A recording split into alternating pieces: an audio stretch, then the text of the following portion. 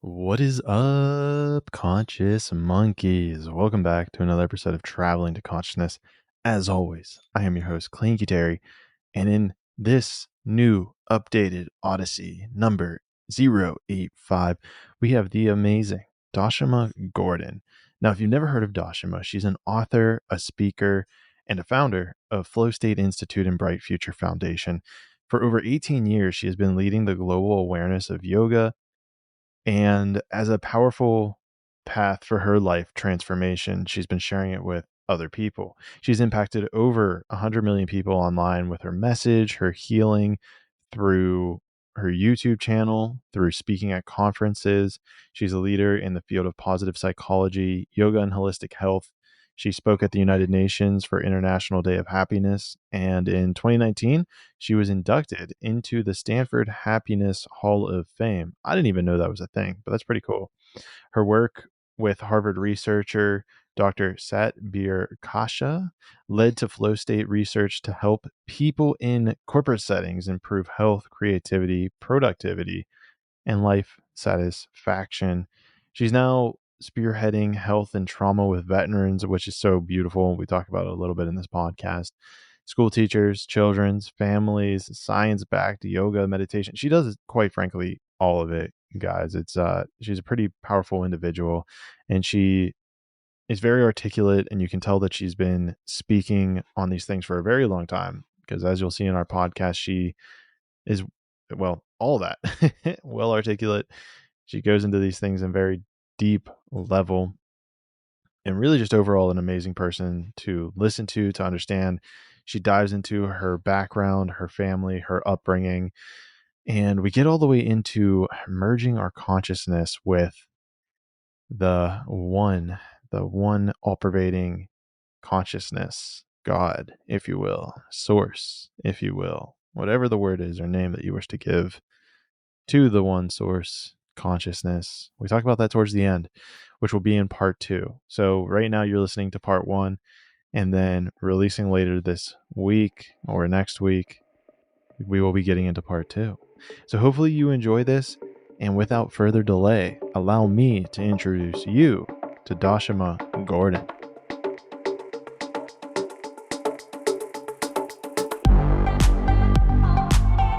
Traveling to Consciousness, exploring spiritual journeys to find answers in uncertainty. Yeah, I was just thinking about that today because I'm working with the military and the Department of Defense and stuff, and I was like, it's interesting because even though I didn't have a military parents, but I feel like I lived that lifestyle of like moving a lot. We can talk more about that if you want. But anyway, it's just interesting because I'm so comfortable. I'm always in a different place. I feel like no one ever knows where I live. Yeah, I think I was listening to one podcast. You were in Hawaii, and then, yeah, you're right. You texted me you were in San Francisco, and I guess you're still there. Yeah. So what was it about I know you're pretty open about your childhood and everything. So what was it about your childhood that made you feel like you were in a military-esque environment? Well, it's actually the opposite of most military, except for the one part that's similar was a lot of PTSD and traveling a lot. Like those are the common parts, and then the rest was totally the opposite. All the Like my unfortunate parents stuff. were both hippies, and but both of my grandfathers were in the military. They were both in the war, World War II. My grandfathers, but my parents were like the typical, I think that generation like really rebelled against all conformity. I mean, there was two camps, right? It was like in my parents' generation, it was like the baby boomers. The camp A really conformed and they went with like societal norm life, right? And whatever that was, like suburbia, and this kind of bucked the hallucin the psychedelic movement, I'll call it, like where everybody kind of got into trying LSD and all this different alternative consciousness options. And then there was the other side when my parents were both more on the counterculture, they used to call it, which is basically like fully Woodstock, like into psychedelics, tantra, nudity. It was just like my parents were on the extreme on that side. They were like when we were kids, we my parents, first of all, two of my sisters were born in Hawaii, and then they moved back to the mainland, and I was born think I was conceived in Hawaii, but I was born in South Dakota in the Black Hills. So I was born like around a lot of that Native American energy. And then they moved to California, and they bought this like school bus, and they turned it into an RV and they lived in it. And my little sister was born in the school bus in Humboldt County basically, and they used Wow. to live there for like a few years. And then my mother started getting cold a lot, and so they decided to make it like a traveling, that was before van life, but they were like the OG van life energy, except for they had a school bus and they had turned it into a home for us. And we traveled around, and then they ended up trying to go south because she was cold, so they ended up in Florida. And it was funny because they actually ran out of money, so they just like bought this piece of land in North Florida, and that's where we lived when I was young. And it was going along pretty well. And it's funny because they grew like, I would say like a half an acre of marijuana, right? This was before it was legal, but like back then, they were always ahead of the time or whatever. And they were, that was like a big part of they saw it as medicine, I'm pretty sure. So my mother, she was an architect. She built our home. Mom and dad built this really cool octagonal house on stilts with all glass. It was basically the kind of dream home that like you'd see on Pinterest now, like this six-sided glass house in the forest. But anyway, so they were like super cool. But then when I was 7, my mother lost her mind. She was combining cocaine, peyote, and alcohol. And that's Oof. not a mix you want to do. Like chemicals do not, with the brain, it's not a good idea. And a lot of people, I think, even in today's age, do not understand, the potential downside, or like the, where it could go if you don't be careful in terms of mixing things. Anyway, she lost her mind when I was 7. She became schizophrenic, and so we ended up in foster care. So that was like when I was 7. So it was kind of like we went from like this like very free, living in the nature, like having this organic lifestyle. And my parents taught us yoga and like really cool, very open-minded spiritual family. And then everything changed after that, and we ended up living with strangers and moving around, and I moved like every few months for like years. And so that's where I feel like it got into what I was calling like similar to militaries, because that we share that commonality, like moving all the time. Because people that didn't move a lot, I don't think they understand how difficult that is. You never develop a strong sense of root and this identity with any one group, because you always know you're probably going to be moving soon, so you're like, okay, well, whatever. So I always made friends easily, but I knew I wasn't going to stay probably in my mind, so I just kind of like was very non-attached in certain ways. And it's interesting because I'm a Cancer, and and it's the opposite of my nature, which is to like want to hold on to things. So it was like the Mm. universe was always teaching me to let go my whole life. And it's interesting because that was such a blessing now that I look back, because I had to let go of my parents, I had to let go of my home, I had to let go of my friends, always had to let go of everything all the time. And I had so much trauma and different things happen to me. But it's interesting. So later in life, I developed my school, which is called Flow State Institute.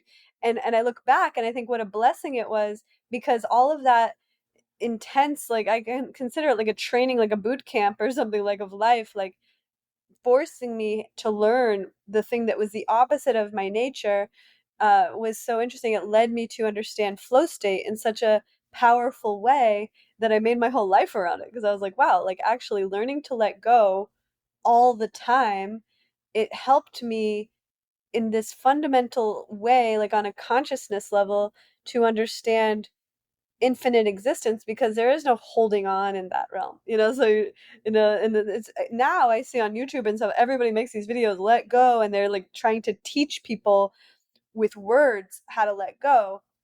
And I don't know if it's something you can necessarily teach someone with words, in a sense where I learned it through experience. It's an experiential energy to learn to like truly let go and to not be attached to anything, whether it's things or people or like a location or a home or even your own family, and even an identity of who you think you are. And it's like there's so many layers to that. But anyway, so that's part of it. And the PTSD was the other thing with the military tie that I feel really bonded with, because they grow up and they see the most atrocious things in the military, people killing each other. They have to like learn how to kill people, and it's like, and then the family of those people have to learn how to like relate to that. and normal civilians or whatever people in the world, they have just like such a different experience of life. Like, but I had witnessed a lot of really difficult things, because my mother, when she lost her mind, she went into this experience for 20 years where she absolutely like destroyed herself. She became homeless even though she had a home. She chose to wander the world. So I got a new perspective on like homeless people and like how the fact is it's a mental health issue. It has nothing to do with poverty. She had a home and she had family. So people have misconception around a lot of things in the world, and that's another thing with the military people, because the military a lot of times they end up homeless, and and it has nothing to do with not having money. There's a lot of money available for the veterans, but their mental health is the reason that they end up homeless. So I ended up, over this lifetime of the work that I'm doing over 18 years, I learned, wow, actually I can help so many people because I have been through it. I love that. There's so much to dive in there, and I'm very excited to dive into it. We got a lot to explore. Before we pick that apart, it sounds like your mail might be open. Are you able to close that out? Because I'm picking up like the pings. Oh yeah, I know. You know what? I don't even have the mail open, but it just does that. I'm sorry. Oh, really? I don't know how to shut it off, but if you know how.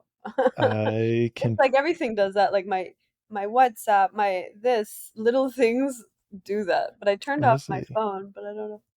Let me see if we can go to like a notification center. I'm assuming you're on a Oh Mac. yeah. Yeah, I'm on Mac. If there's a setting, I'll just do it, but I don't know how, so I always just like ignore it. I was listening to one podcast you were doing, and every like 30 seconds there was a ping going off, and I was like, Oh really? I was like, I wonder if this is Dashama or the other person. I And think then so, because I don't know that. I mean, I know technology, but some of these little things like the pings, I'm like, whatever. It's funny too because I'm here with my sister and her baby, and her baby's always making all these noises, and I just got so good at tuning it out. And she's all stressed about it. I'm like, I don't even hear her anymore. And then I realized, well, someone probably does. it's great for you. Yeah, exactly. Let me see here. That's allow notifications. That's to turn off. How to mute notifications. Oh, maybe there's like do you have a do not disturb? Yeah, let's do that. Can you search do not disturb on Yeah, bum, just on the bum. computer. Yeah, I'm trying to think here. Yeah, if you go you can type in notifications and focus. Is it do not disturb or notification? Oh, Well, it's going to be under notifications and focus. oh, okay.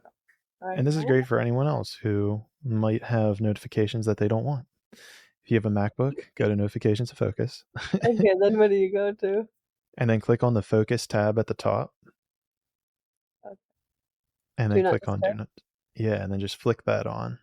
Hey, All cool. right, cool. Okay, it's on. Cool. Now we should be good to dive into your story.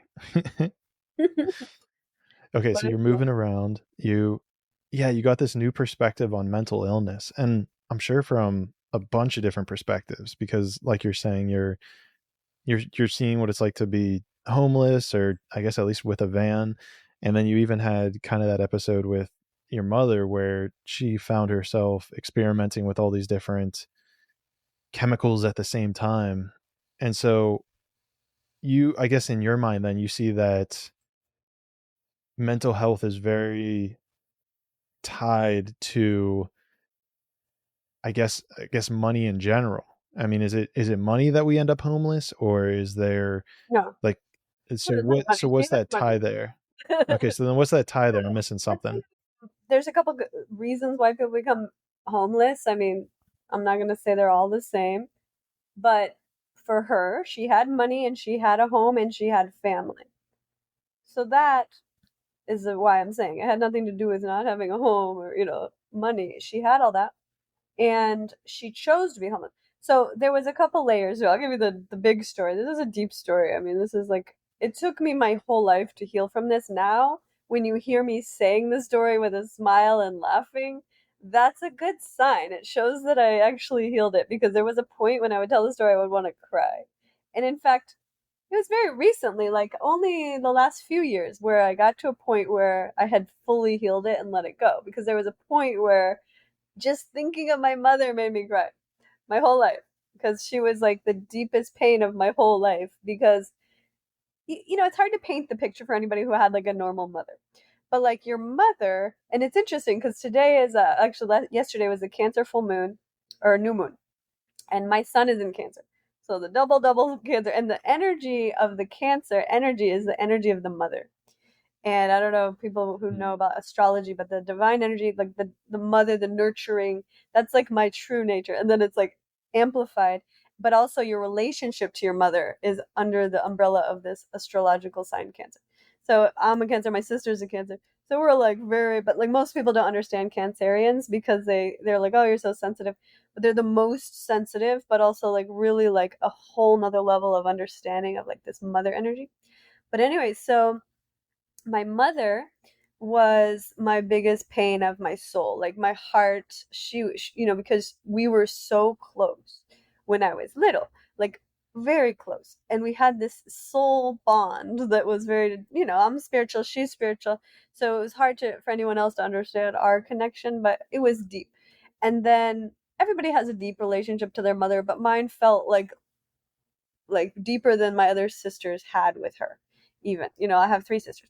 Long story short, she I believe later I looked back and I saw that she and I had a contract, that we made this agreement before I was born, that she would choose this role. And actually it's interesting because her name was Kristen, so the root of her name is Christ.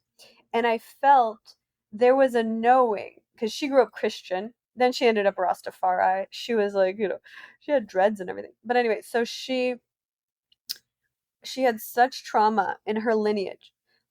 She was given up because her mother had her when she was 14, and she got given up for adoption. She ended up adopted, and she got she had so much trauma. Like her father died in front of her adopted father when she Wow. was 12.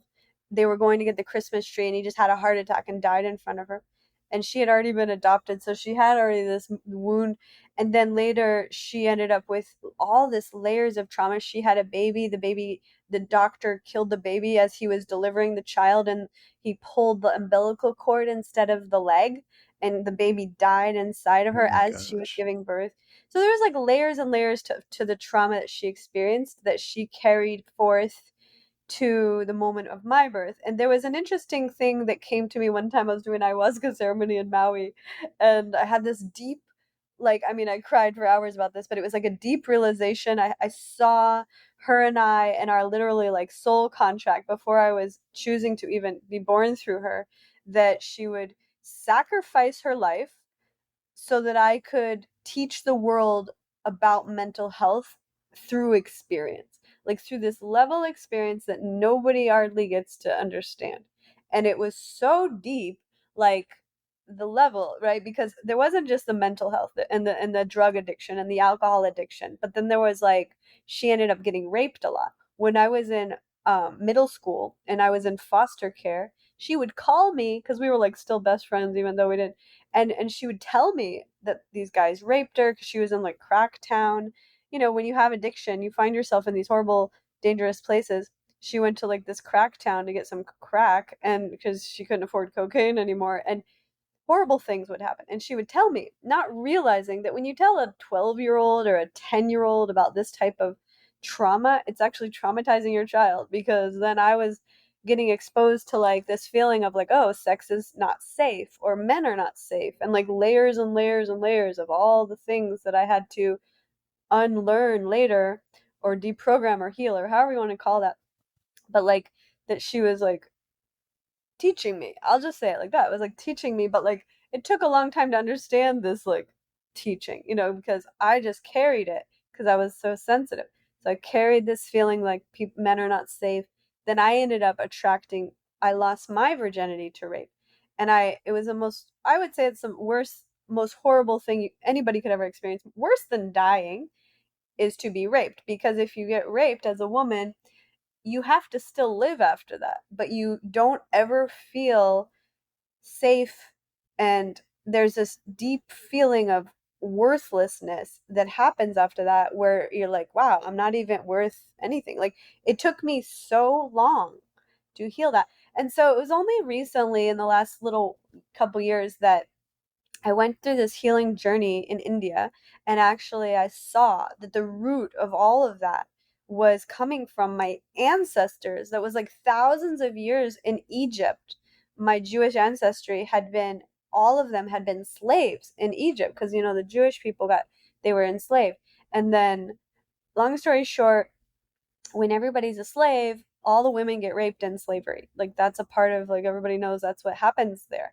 So that was the root of the lineage of like this ancestral trauma that my mother and her mother, because her mother had her at 14, she also had that, and then myself, and it was like this ancestral trauma that had been passed down through lifetimes of generations. And I couldn't understand it. It took my whole life to understand like the root of this horrific, like, violation of your soul and your physical. And it finally all came together recently when I was in India, and I had this like tremendous, like, unbelievable understanding. It downloaded so clearly the vision of why, and then I literally saw all my ancestors healed, and they all ascended, and they all were like sending love and blessings to the whole world. And it was like this completion of like literally like 10,000 lifetimes of this horrific lineage of, not just for myself, I mean millions and millions, probably billions of people in this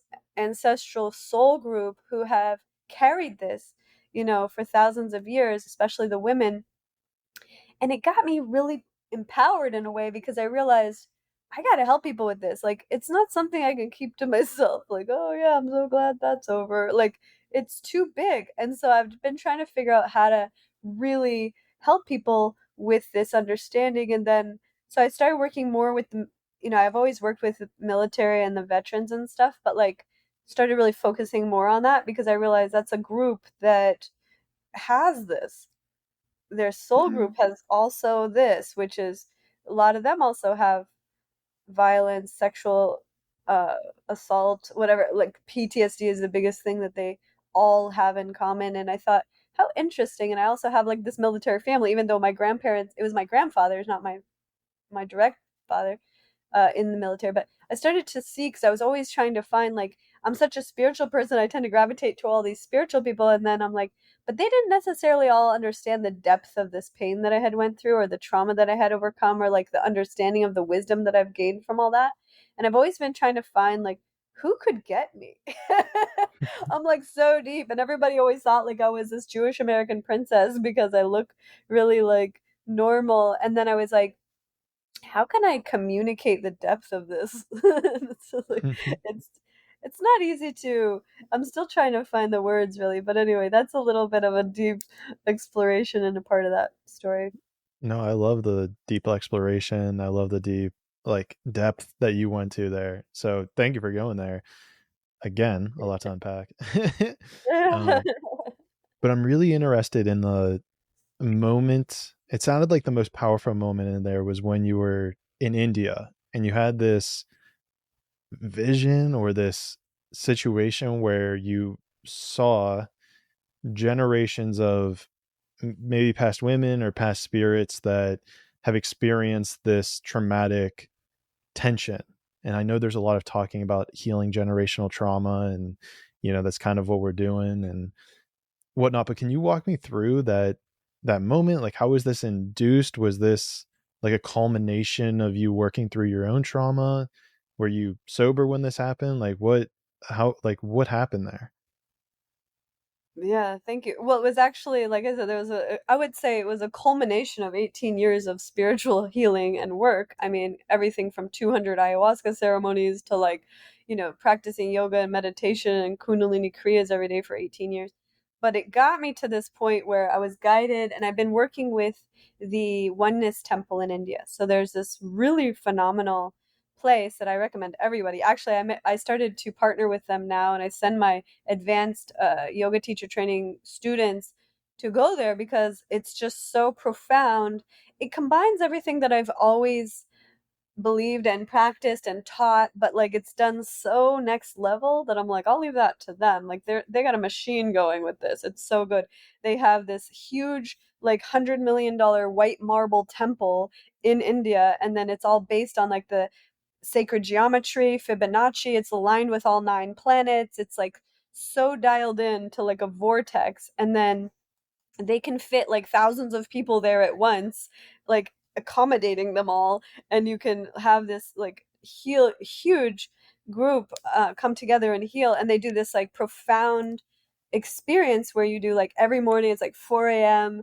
meditation, kriyas, yoga, breath work, like constantly ceremonies, puja, mantra, like all these things all day long every day for between 2 weeks to 4 weeks.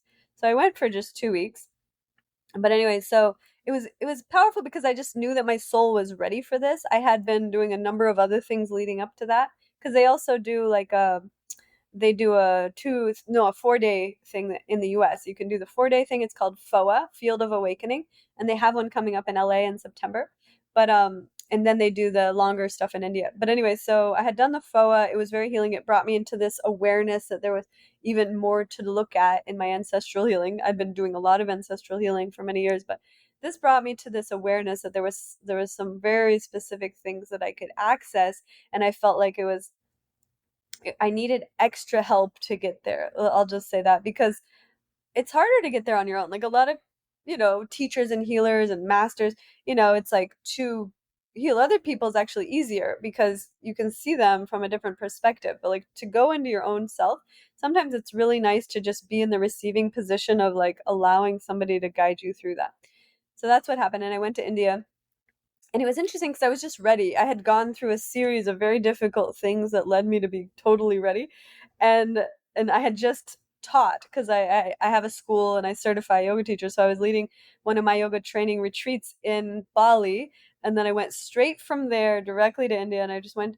And on day 2, I did this kriya, and it like activated this deep healing portal that, I mean, it was more powerful than any plant medicine I've ever done. It was like literally, it just opened this portal of vision, and seeing like literally, like I said, like millions of these ancestors And in you're my sober? lineage in Egypt. What's that?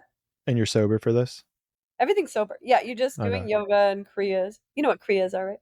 Yeah, I'm just Yeah. verifying. You're just doing your kriya, breathing and like moving yourself around in Casually a doing Kriya. repetitive way. Like, but it was like, you had to do a 4 a.m. It was very early. You have to do very specific.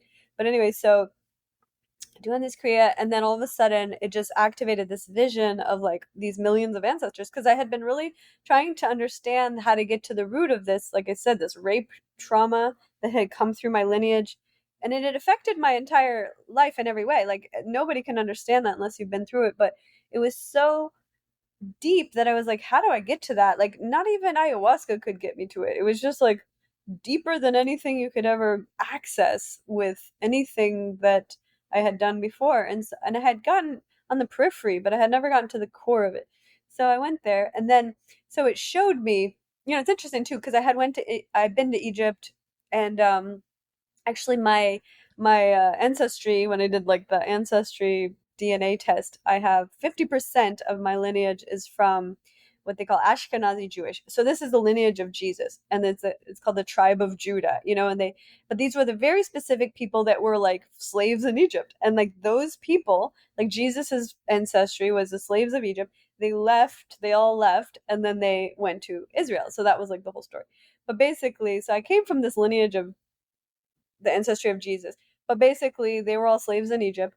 And then, they had all this trauma of like the people raping the women. But in the vision that I saw, they all became liberated. So they just literally like, if you can just imagine, like, like on the last day of school, and they're like, school's out, summer's here, like that energy of like, yay, all the kids are stoked.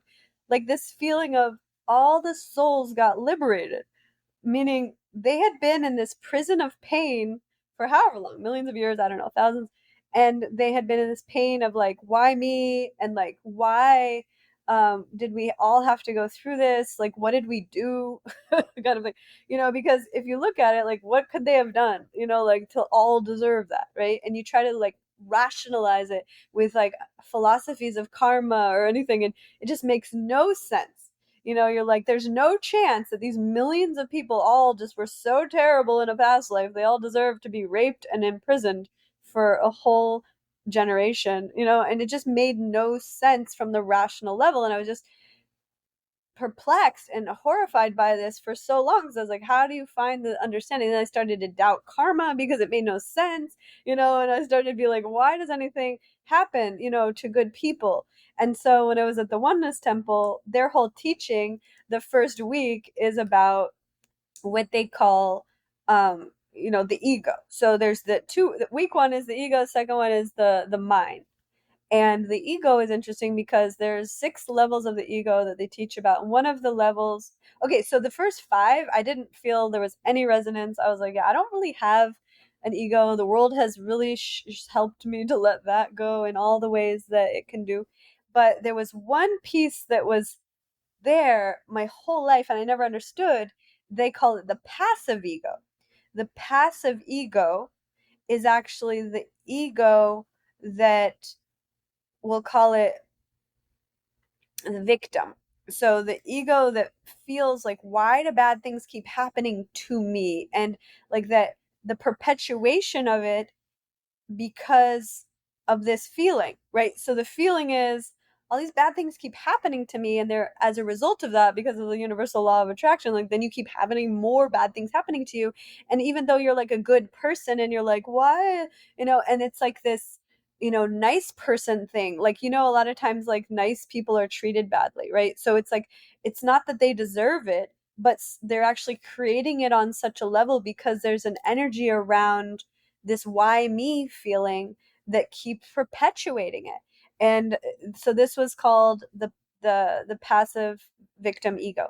So I hadn't realized I was carrying it because I never saw myself as a victim, but I didn't realize I had been carrying this energy, and this was the energy that had attracted this for this entire lineage of my ancestry, which was this, like, why me? But I think before that, the reason that they ended up, like, if you're going to look at it from a karma perspective, perhaps the only way I could think of it is because a lot of Jewish people had believed that they were the chosen people, right? You see Mm-hmm. this in the Torah, the chosen ones, and nobody wants to feel like, if you're the chosen one, what am I?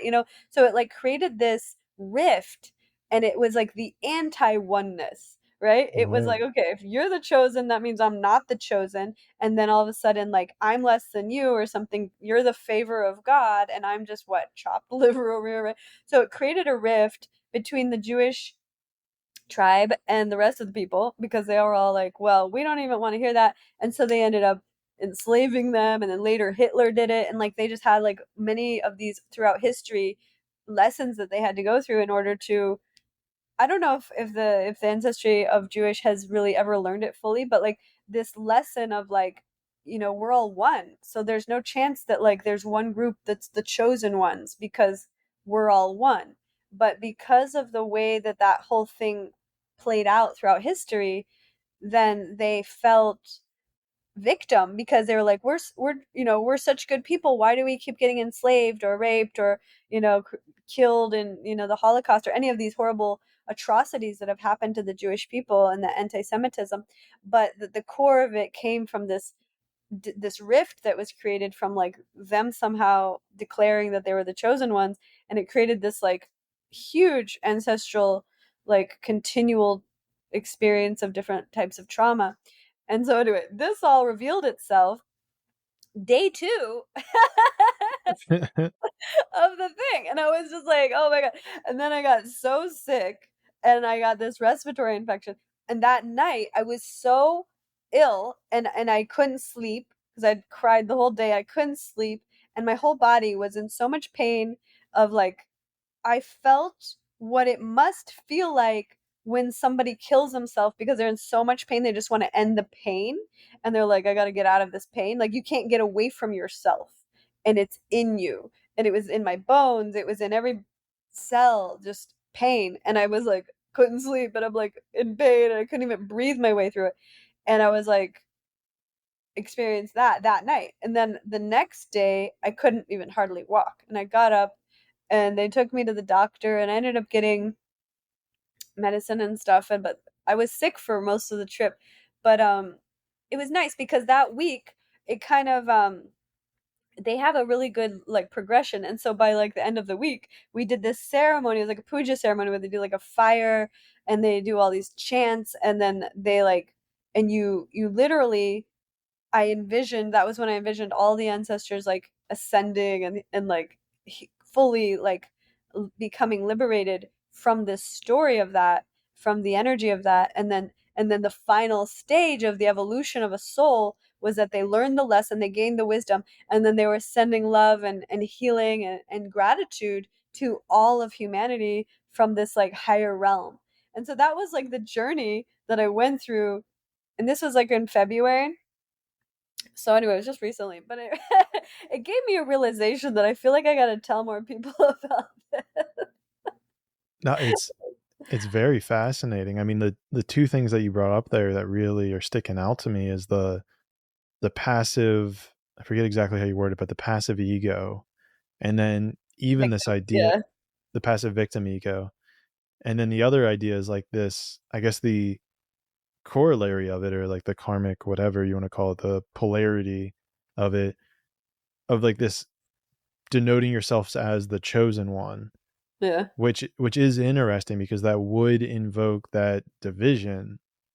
And it's interesting because that very much could come from that same place of ego of, oh, like, you know, we are the righteous ones and you guys would be below us. How did, like, did all this information kind of come to you intuitively? Was it like in that vision you saw, or what, like, how do you know this? How did you come across this? There was a few lines. Well, first of all, I've been working to this, like I said, for 18 years. I've been teaching, learning, studying, healing on this journey. Um, very intently for 18 years. But before that, I was always, even as a kid, like I said, because my parents were like, I mean, they were the OG, like, don't do vaccine, people. So, like, they were like really ahead of the curve on many things. But yeah, so I kind of had been developing this towards, but the actual exact thing that you're saying happened there in India. So they teach that part about the 6 types of ego. And for me, I had a deep knowing. I'm a very intuitive, like I said, that's why I started talking about like cancer and like the intuitive side of just who I am. I'm just like extraordinarily intuitive. So I could feel immediately when I heard about this passive victim ego, that was the reason. That was the only one that I could identify with. The rest of the ego imbalances that they described, I was like, I don't have that. I don't have that. Like aggression, anger. Like there are different ways that ego shows up that ruins your life. And it wasn't doing that with a lot of those. I'm not an angry person. I'm not a violent person. I'm not jealous, all these things. I don't have it. So, but I mean, maybe I had little pieces of it, but I've worked through it. But this was the one that I was like, that's the thing. Because it was like, it's also tied to that like people pleasing, or like I try to be nice, or any of those energies are coming from this passive victim ego, which is like, I don't want people to not like me. So I'm going to do this or this to like please everyone. And even if it's at my own detriment. And then, and then you see how that plays out. But I agree with you. The Jewish people specifically had this other one, perhaps throughout history, which is not passive victim ego. It includes that, but it was more of a superiority complex somehow that they were expressing through their feeling that they're the chosen. And then that had created this many, many years, thousands of years, however you want to say it, of violence, oppression, and all sorts of imprisonments and things that was specifically designed by the creator to teach these lessons. You try to rationalize, well, why does an entire soul group need to go through this like atrocity? You look at even Ukraine right now. Like my friend, he has a huge charity. He's working a lot with Ukraine. You see this huge soul group of Ukraine, and they're all in it together. They're all in this war. why do they all need to go through this? And I'm not going to go into that too much right now, but basically the idea that a soul group needs to learn a specific lesson. It's like the teaching of their soul. Everybody's soul is actually like on the same trajectory, right? All leading back to the source.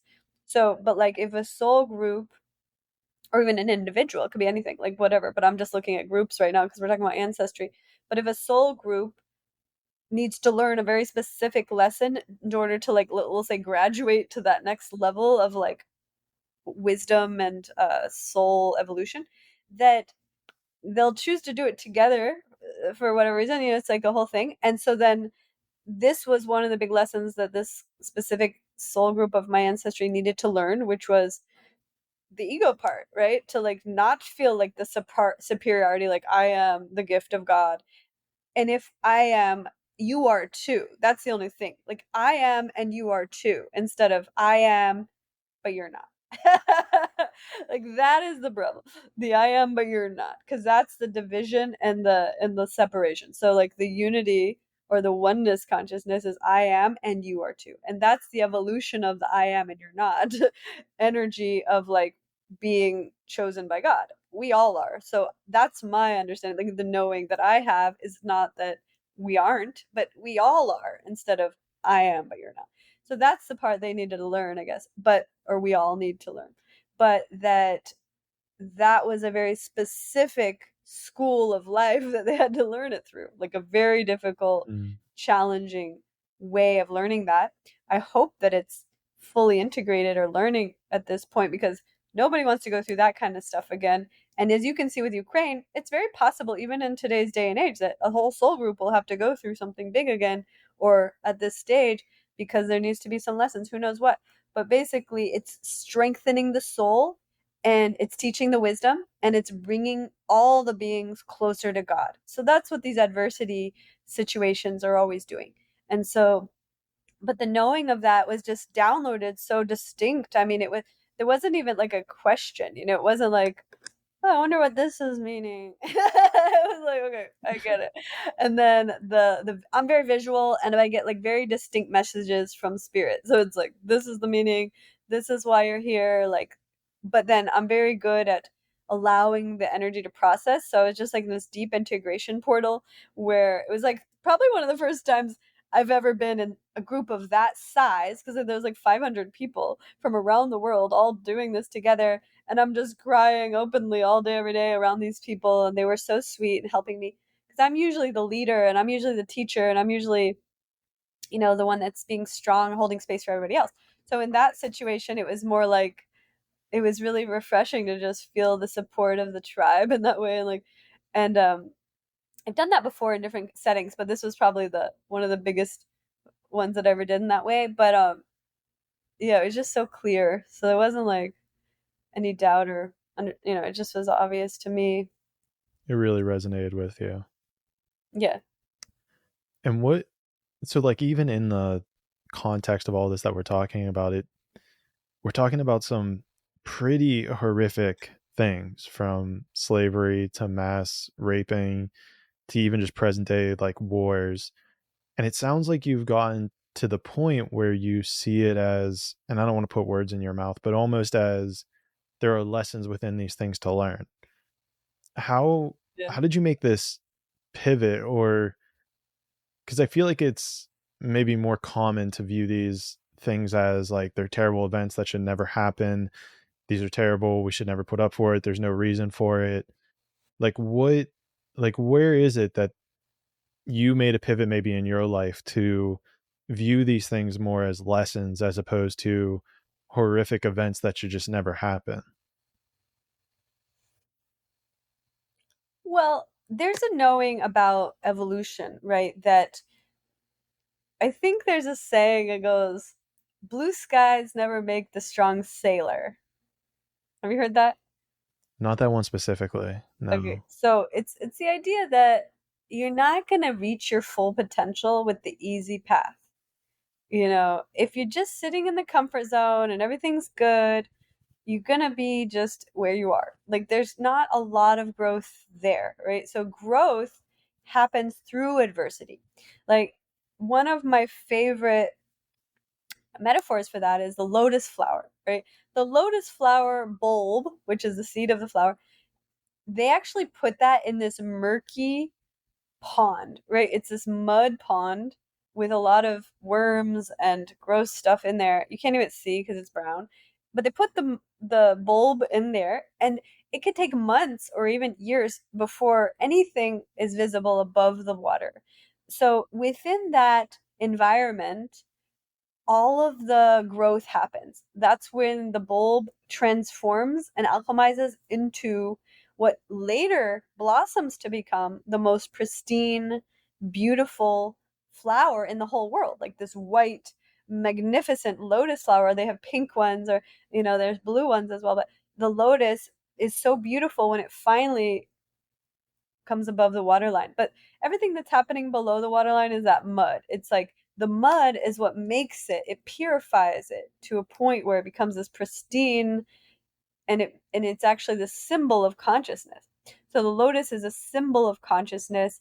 And when they talk about the awakening of consciousness, and in yoga they talk about the the petals of the lotus. So the first chakra is 4 petals, and then the second one is 6, and they go more and more. But it's like the crown chakra is 1,000,000 petals or 1,000 petals, and so it's showing like the more petals, the more blossoming, the the higher consciousness. And so you can't get to that highest consciousness through the easy way. If that bulb just sat in the sunshine, it would die, actually. It would never germinate, and it would never become the potential that it has, right? And we all can see the potential when we see it blossom, and it's so beautiful. And it brings so much joy to the world to see this magic. But most people don't really know the backstory of how it got there. They just see the end result. So you see people who are like Sri Sri Ravi Shankar, or a saint, somebody who has purified their soul to an extent where they're just living on earth to bring health and happiness and healing to the world. And most people never question, how did that soul become that? When there's souls on earth like Hitler or Putin or something, where they came on earth to kill people and make the world chaotic in their own rational reasonings. But basically, what makes a soul evolve to a point where they realize that they are here to be an expression of God on earth? And the only way, I feel, to purify on that level over lifetimes and lifetimes is to go through the fire, right? In the alchemy, that's how you get to the next level. So if you think about a piece of metal, steel or however, and then they put it in the fire, and then it transmutes and becomes alchemized into gold. Or like a diamond, which is coal pressurized over millions of years, becomes the hardest and most pristine, like most expensive and valuable natural stone on the earth, right? So there's these ways that we alchemize one thing to become something totally different. And the only way that ever happens is through this process of alchemy, which is always through difficulty. It's never through the easy road. You can't just put a piece of coal like in the sunshine and it becomes a diamond. No, you got to put pressure on it over millions of years. And that's how it purifies and becomes that beauty and that clarity and that godliness. So it's just like that with the souls. So the souls have to go through this journey from like very beginning, the origin of soul, which is like baby soul, hey, I'm just a little expression of God. And then all of a sudden, forged through the difficulties, through these adversities, through the learning lessons, through the wisdom growth opportunities over maybe thousands of lifetimes or whatever, that it becomes forged to become the purified expression of God on earth, or maybe in other planets, I don't know. But anyway, but basically in this we're talking about on earth. And that's how I see it. So instead of seeing it like these atrocities, although they are, right, there's like the level of mind that can process what happens in the earth plane, and we have to put it into a category, good or bad, because that's how we process information, that's how we make decisions, that's how we choose how to be more pure, right, or more vile. That's how we make certain decisions on this plane of existence. But when we go outside of that into the higher realms, where the existence is pure consciousness. And then we can't see any of this right or wrong. We see it as, okay, what is it? What is the intention behind this energy? And if you see it that way, you say, wow, okay, so this mass soul group lesson that's happening, that's difficult, this challenge is forging them to become closer to God, more purified, more godlike, more in the divine nature. And it's like the same thing, that pressure of the coal into the diamond, it's happening on the soul. The ones that learn the lesson rise up. And I really believe that could be why this is just my own opinion, but could be why half of the richest people on the earth are all Jewish now, even though the proportion of Jewish people is very small in comparison to the total population on earth. But they're the richest people, and they tend to be the most powerful and have the most, you know, they've just done so many things. And it's interesting to see, because people be like, oh, these Jewish people, why do they have all the money? I don't think it's about the money. I think that those souls evolve to a point where they learn certain lessons and codes, especially my friends and even in my family, people that are truly living in alignment with the Kabbalah or the Zohar, the principles of the sacred geometry of life, that there is an element of alignment with God's directions, God's like guidance, that if you get into that alignment, then you can have access to like this godly amount of wealth. And the people that I know that live in that way have that amount of wealth. And then people that don't understand those realms, then they're not. So it's like I can even see how it translated over these thousands of years to some of them becoming all powerful, like on the levels that they are. And it's interesting to see. So then you can see like, okay, so it wasn't all for nothing, right? It wasn't like they had to suffer for thousands of years and then, not to say, and then finally one lifetime they got to be rich. It wasn't about the money, but it was about that you unlock that next level of integrating this lesson on a wisdom soul consciousness level in order to be able to be a greater vessel to serve humanity with this wisdom that's gained through this type of being forged through the fire of difficulty. So if you look at it that way, then you wouldn't say, oh, this should not happen. How could you say something shouldn't happen? It's like if you're a child and you fall down. Oh, I don't want my kid to fall down. Well, that's how they learn how to walk. If they never fall down, they never learn how to get back up, right? So like these are the things that when you start to see them from a different perspective, you say, oh, okay, so even though it's like the most horrific thing, we'll call it like what I described, the Egyptian slavery and all the rape and everything. It's the most horrific thing, but let's just say, what if that experience guided those souls to become so much closer in the semblance of like true purity and divine godliness that they could actually come back to the earth and serve humanity in ways that wouldn't have been possible if they didn't have that experience directly? So then would you say that that was something that, shouldn't have happened because it's atrocious? Or would you say, wow, what a blessing, first of all, that I made it through, or that they made it through, and then secondly, the wisdom that I gained and the power that we have to get to a point where even if something's like so deeply damaging on a traumatic soul level and physically and all the levels, that you could get to a point where you literally integrate the lesson and the wisdom on so many dimensions that you can completely let it go and just actually be grateful for it and look back and be like, wow. It's like when you climb Mount Everest and maybe you almost died 20 times on the way, but like you get to the top and you're like, whoa, like I made it, like amazing, I'm alive and I didn't die, even though I almost died a lot. And then you're like, celebrate, and like it unlocks a whole new level of your soul and your consciousness to have made it through such difficulty and to be able to have risen to that level and to now have within you something that no one can ever take away, which is this eternal infinite power that you gain from knowing, if I could make it through that, then I can make it through anything. And you just unlock this whole nother level of consciousness that isn't available to people who read about this in books or just meditate and kind of like somehow connect to spirit. But it's like there's there's a pathway that leads you there that unlocks this depth that only comes from those experiences. Well, I'll tell you what, I'm down for the eternal infinite power. That Okay. sounds fun. Yeah, you gotta get in on it. You gotta get in on it. Everybody's gotta get in on it. I'm trying to travel there. Well, it's available um, to everybody. All I'm saying is when you think about your challenges of life, and not, I'm just speaking from my experience, but like everybody has their own, right? Like I think about Oprah because she was one of my hugest inspirations, and she had a similar thing, but the black people had their own version of that as global slavery, and they had a total version of it, right? So I have this very strong relationship to the black ancestry who had a similar journey, but when I hear her speak and she says, I don't stand alone in front of you.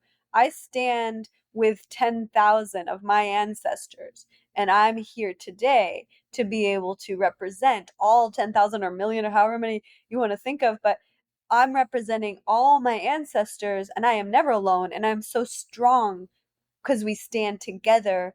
And now I stand on the shoulder of these, and I'm going to gain from the wisdom that they had to experience those tragedies and the traumas and everything to get to, so that I could be born, and even the traumas that I had to experience so that I could gain the wisdom, so that now I can be a vessel of God's wisdom and God's message of hope and peace and happiness and healing.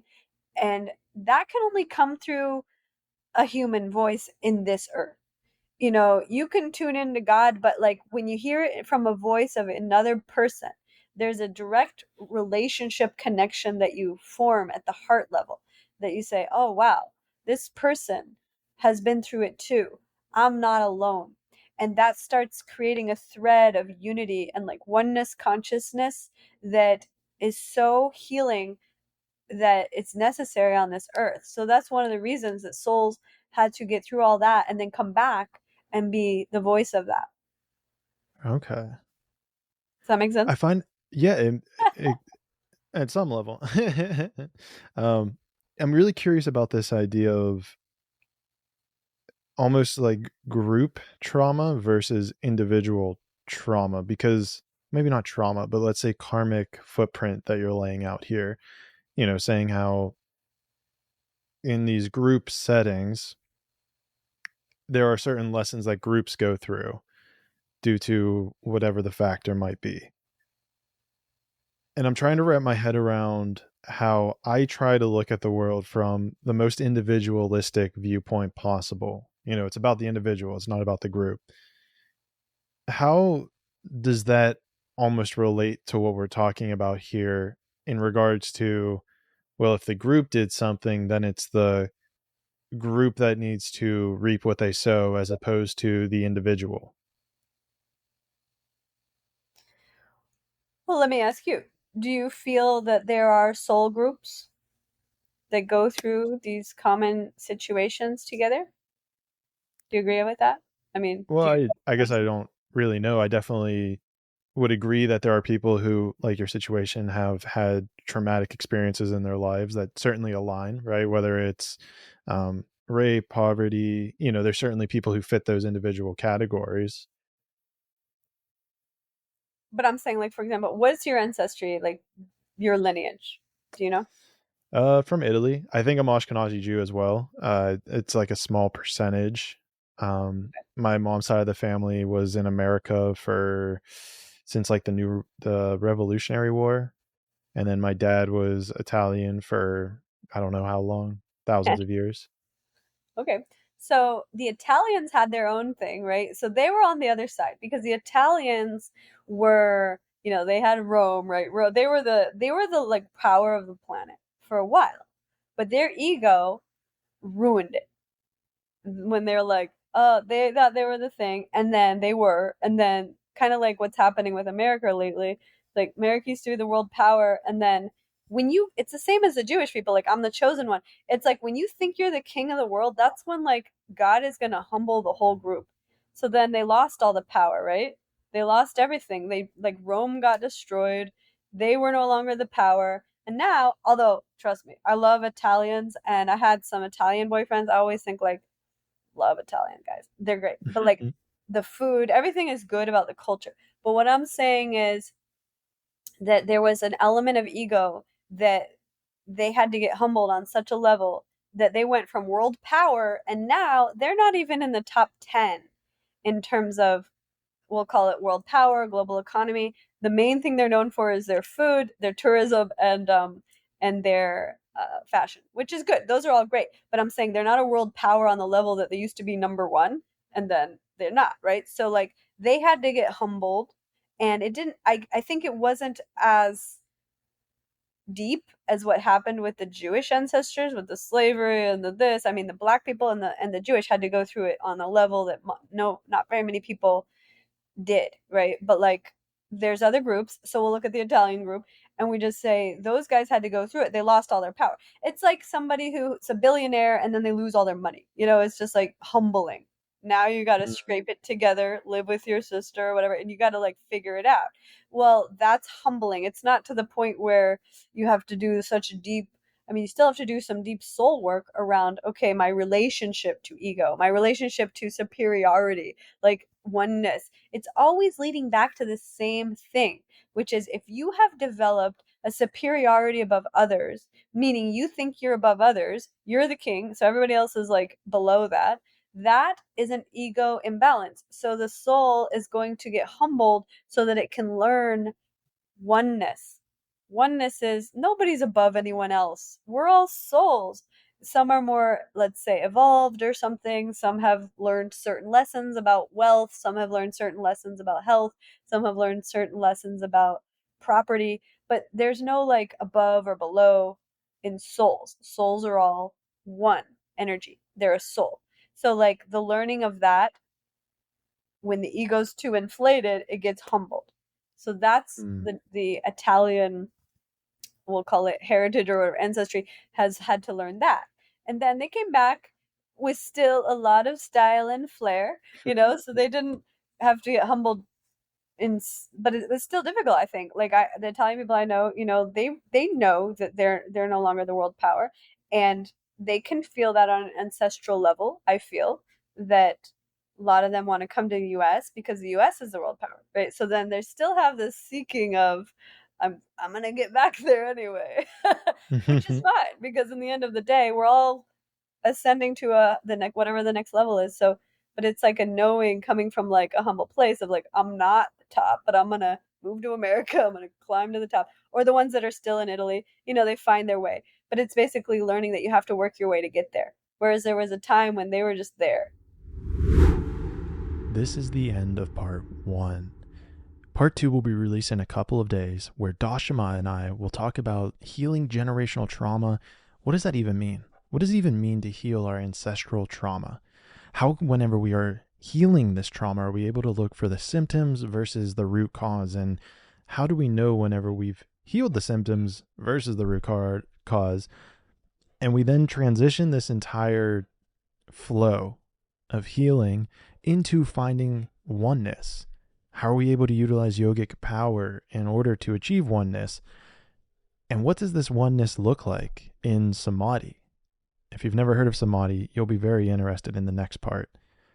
So I will see you guys in part 2, which releases in a few days.